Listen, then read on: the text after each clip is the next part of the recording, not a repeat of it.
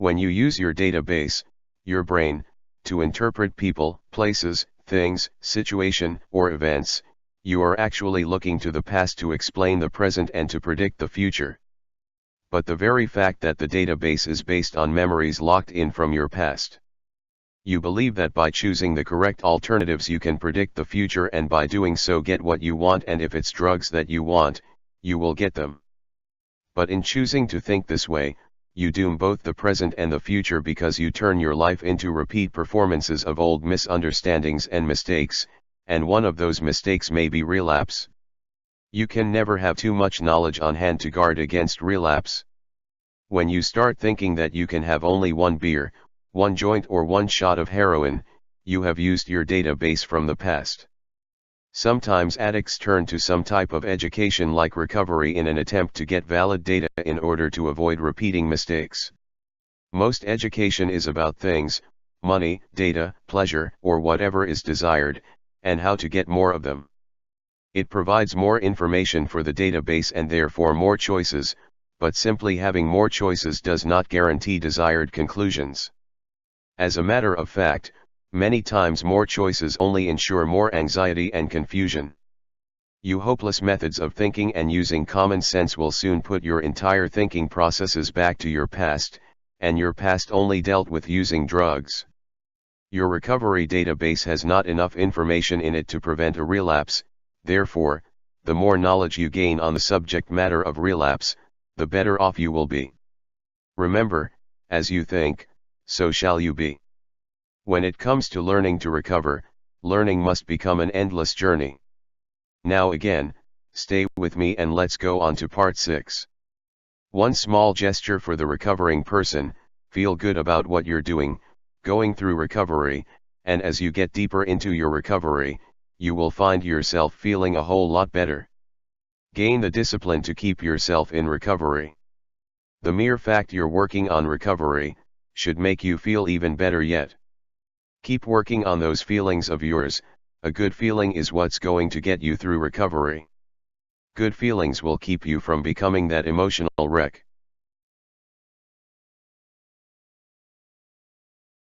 Part 6.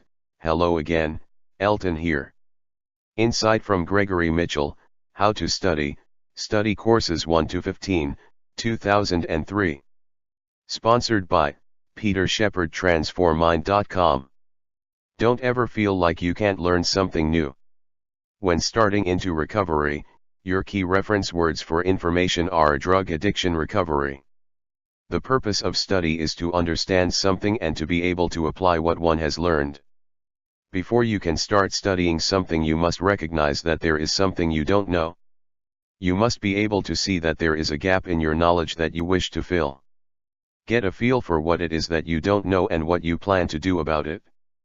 So now you intend to learn the subject you want and desire to learn.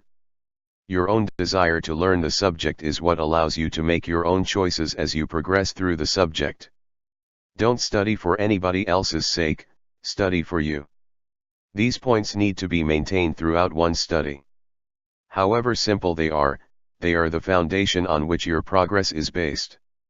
Gregory Mitchell. The addict cannot recover from drug addiction unless he learns how to set it up and manage the recovery. Learning is the primary function and purpose to manage recovery. Also, the recovering person must realize that recovery doesn't happen overnight. It takes time, and sometimes a very long time. During an inpatient rehab stay, you are guided with specific instructions on learning and behavior. Once out of rehab, and even if you're attending aftercare, you have to be very careful about your thinking and the almighty stress factor. Start to rely on Old King Habit to help you get through your hard times. Make the habits you need to make in order to stop the addiction thinking. In other words, go over and over what you have to know, and in time, it will become that very important habit you need.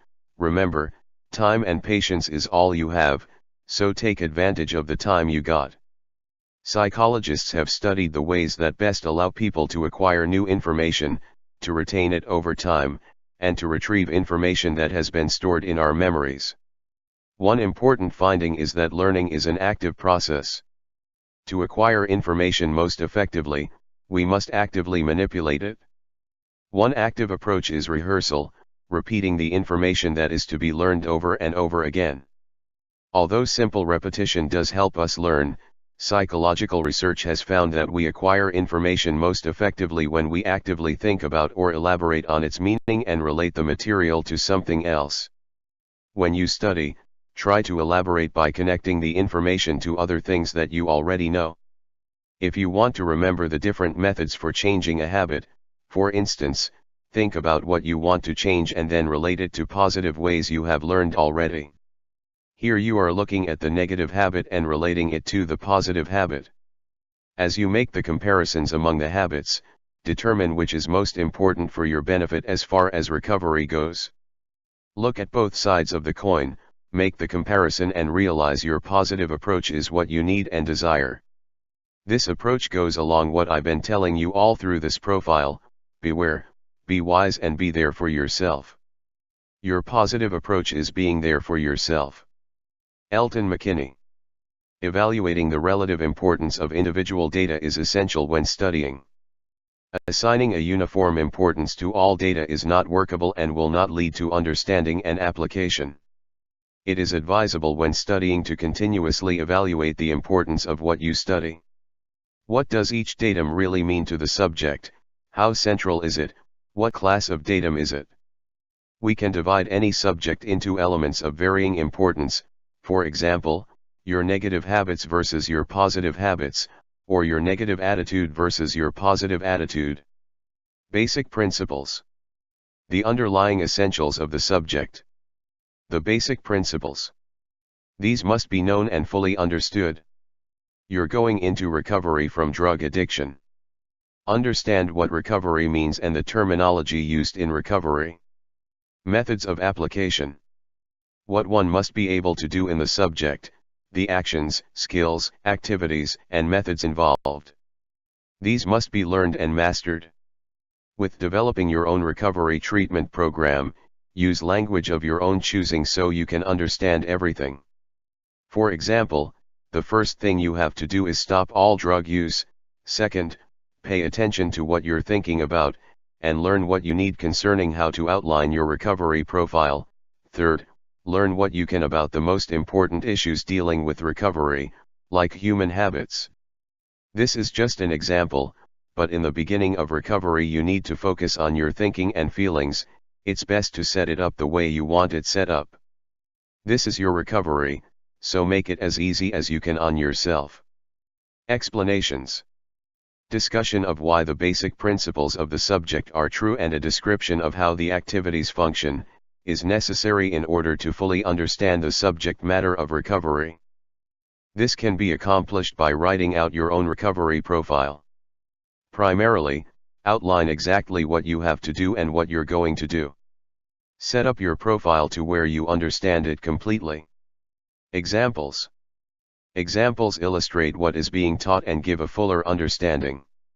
Make it clear to yourself why you're going into recovery. Opinions. Your references might offer many and various opinions on the subject and even on unrelated subjects. These might be interesting, but aren't necessarily important compared to the basic principles and activities.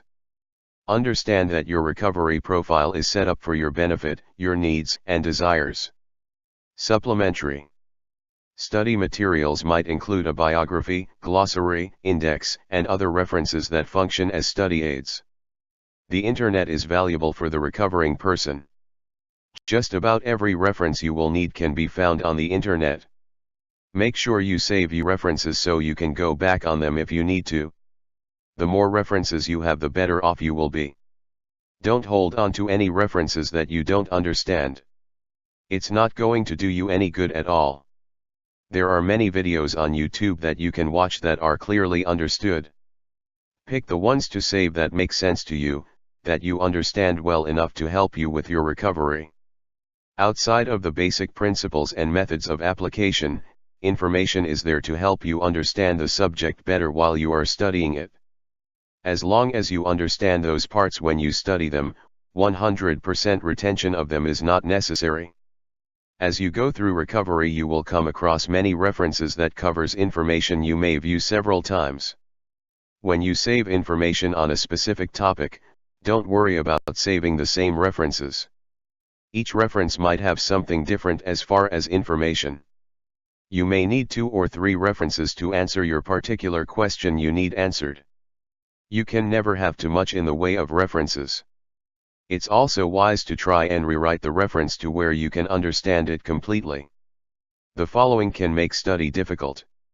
Word meanings, words that are not clearly understood, spelling and meaning. Unfamiliarity with the subject. Insufficient opportunity to apply the ideas. Missing information or too steep a learning curve. Defining word meanings. The first and most important barrier is the misunderstood word. If in studying you go past a word you don't fully understand, if you notice it or not, your attention will subconsciously stick to that word and subsequent parts of the text will blank out on you. You are likely to not notice what you are reading right after that point. Your memory of what you have studied will have holes in it and you will have a feeling of emptiness concerning the subject. Suppose you started to study something and there are words, such as medical or PhD language, that you didn't understand. How would you feel? Would you feel bored? Would you feel that this is a difficult subject? Would you feel sleepy and fed up? It is likely that you would, and that after a few such words you'd quit your studies in this subject. Look up the words, define them in a way you understand and rewrite the whole thing if you have to. You have to make things easy for yourself. So what others don't agree with you, you are the one that has to understand it. Therefore, when studying the language of recovery or any other subject in which you wish to be successful, be very sure that you can define all the words that are used.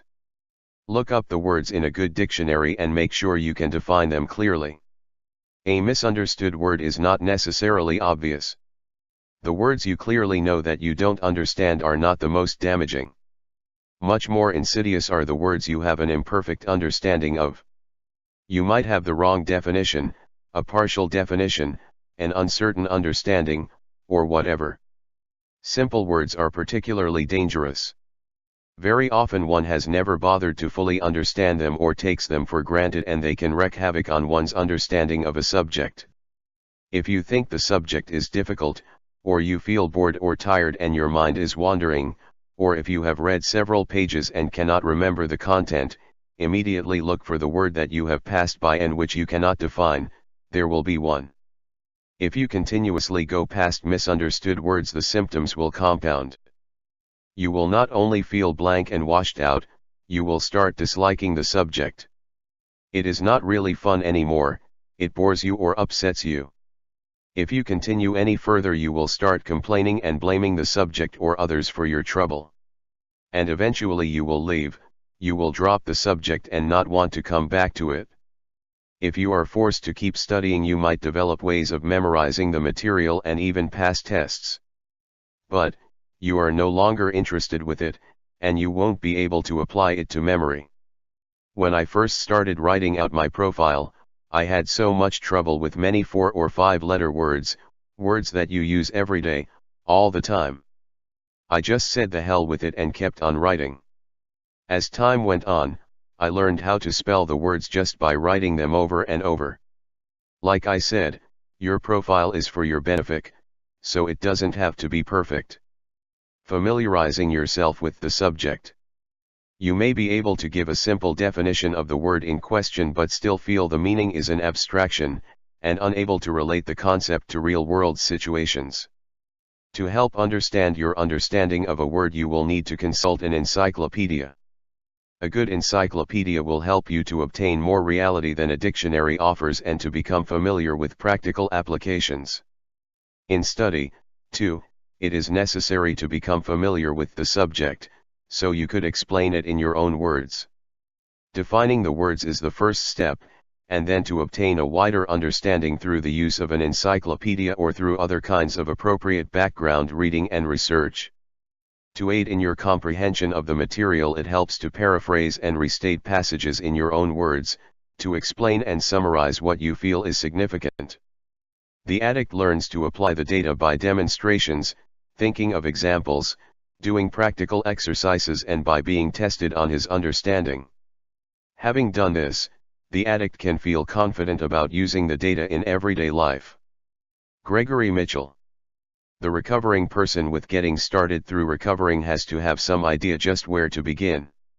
I had a big problem with knowing where to begin, but by continuously looking for help with different articles off the internet, I finally arrived at a starting point. The two main things that will send the recovering person back to the drugs are the addict's thinking and feelings, as with emotions. I found out that I had to find a way of controlling my thinking. One major problem I had was ruminating continuously on my past history.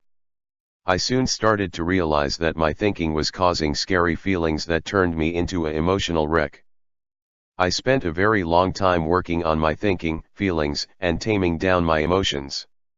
I knew I was making progress by the way I was starting to feel. By learning how to control my thinking, think about what you're thinking about, made me feel much better, and all total my emotions were under control. But it takes time and patience to work your way to that point to where you start to feel better. You may find that learning is a nice thing to get into.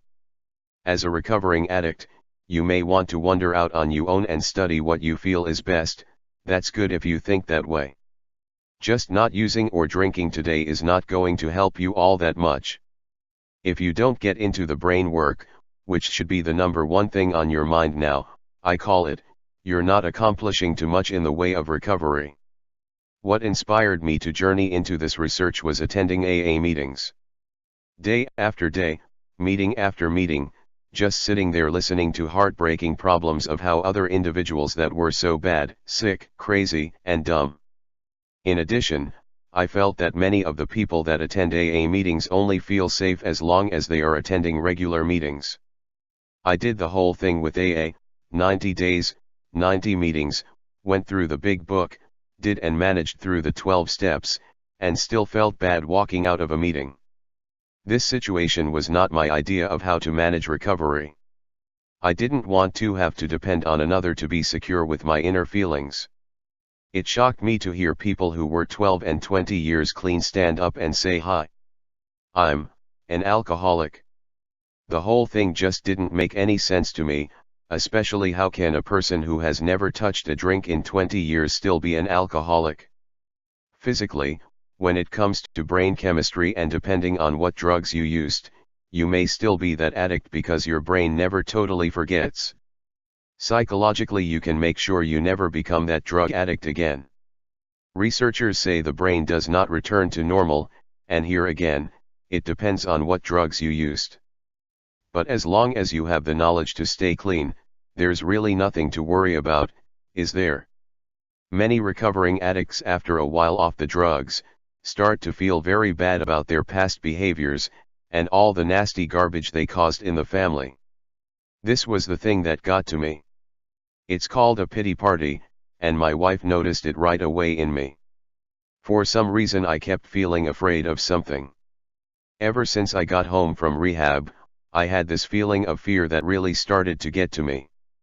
Through my research on the matter, I learned that it was my hidden thoughts connected to the addiction. I learned that just thinking about my addiction causes fear in a person. I soon learned that my fear was a result of me worried about losing control over my recovery efforts. All I wanted was peace of mind from my past addiction experiences. The fear of total relapse, and the remembrance of my painful turmoil that the addiction has caused in my life. I was really afraid that I could let my family down, big time, because of relapse. The last thing I wanted to do was hurt my family all over again. My wife kept asking me, "What's the matter?"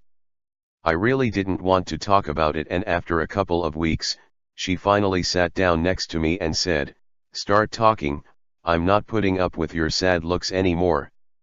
The way I treated my family members, I felt so ashamed, and it hurt. For example, the statement "I am bad," in view of the norms of society, the statement or self-affirmation is seen as clearly self-defeating. But is it self-defeating if one actually believes in this self-assessment, as far as the way he or she thinks, feels, and reacts? Because we are chemical first, and human second, this negative statement is nothing more than a chemical match, or a directory in a sense that has attached many subdirectories, which leads to how one feels that requires an immediate response to how one wants to feel. Automatically upon thinking the statement I am bad, the brain will match all it can find on reasons why you believe you are bad. The statement I am bad is nothing more than a statement that compels an answer, and in a sense your thinking brain will find the answers you seek. I soon realized that I needed my family's help. I had so much trash on my mind, that I simply couldn't think straight. We must have talked for hours, it seemed. I told her what was on my mind and she just sat there, didn't say anything, and just listened. I told her about how bad I was feeling about not having a job. She told me she didn't want me working right now, that I had more important things to get through right now. She tried to help me in every way she could, but some of the things she said were downright painful to hear. Every time I wanted to stop, she would come up with something different to talk about. Even though she hurt my feelings a lot, the talk we were having did in a sense made me feel a little better. To tell the truth, what really was making me feel so bad was the fact, I felt so worthless to the family, but she told me I was worthless for the last 20 years, so why now does it hurt your feelings? Even though much of what we talked about hurt my feelings, somewhat, it was still nice of my wife to be that support person I needed at the time. Thoughts, feelings, emotions, and behaviors are nothing more than thoughts, emotions, and behaviors that have a chemical intelligence controlling the feelings attached to all. Remember, don't get caught up in a negative addiction thinking episode. If it sounds funny to you, just sit back and think about it. Think about any past daydreams you may have had in the past. What really happened after the dream was over? Did you go out and get high? Think about it.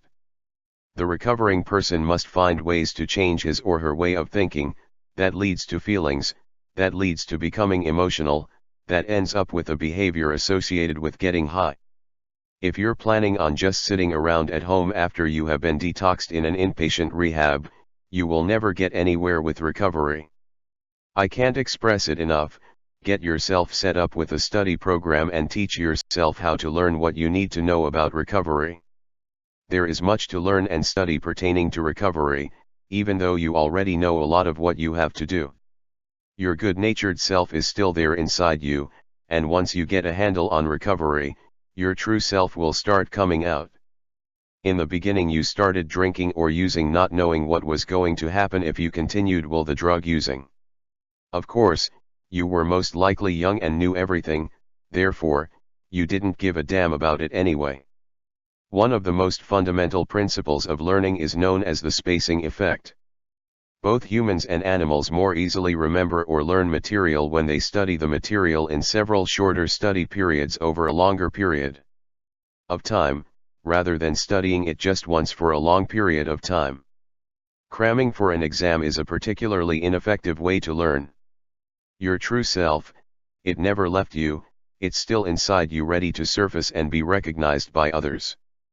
The sooner you get it to appear, the better off you will be and feel, and just maybe, you might be learning how to use straight thinking, like common sense for a change.